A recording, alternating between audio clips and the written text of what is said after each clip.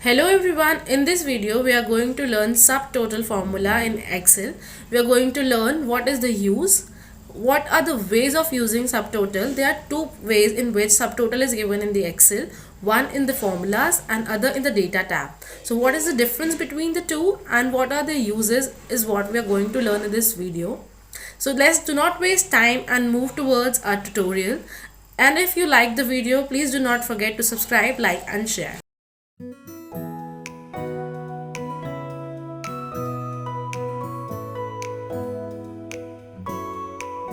Why do we use subtotal formula is the very first point we should understand. Now suppose we are using sum formula and taking out total. The formula we simply use is sum and select all the figures of whose total we want and press enter and drag left right wherever we want. Where is the problem? When we can have the total directly by putting the sum formula, then why we are using subtotal? So the problem arises when we use filter and I just want a total of ABC Private Limited. So first I have to select ABC Private Limited and total, and this comes out to be the result.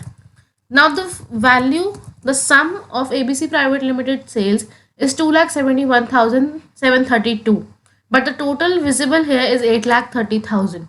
So this total is of all the sales listed in my Excel sheet. Now the use of subtotal formula arises. Now instead of sum, if I would have used subtotal here, firstly subtotal formula does not gives us the sum. It also provides average, count A, maximum, minimum, product, standard deviation, averages, many functions. So we can simply select 9 by up and down keys, double click it or simply press 9 from the keyboard and press comma. After that we have to give the reference. Reference is the sales value. We want the total of sales whenever we use the filter. So let's press enter and drag it. Now if we drop down the filter, two difference you will see. First, we don't have any total option here now. Excel is smart. It has understood that we have used in subtotal instead of total. So it has not given us total. Now I just simply have to select ABC Private Limited and press enter, and now you can see the figure is 2,71,732, which is exactly the sum of ABC Private Limited. And similarly we can see that of any other company we have listed in a client name.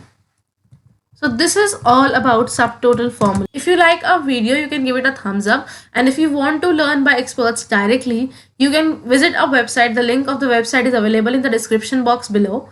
Hope you understood it. Thank you so much for watching.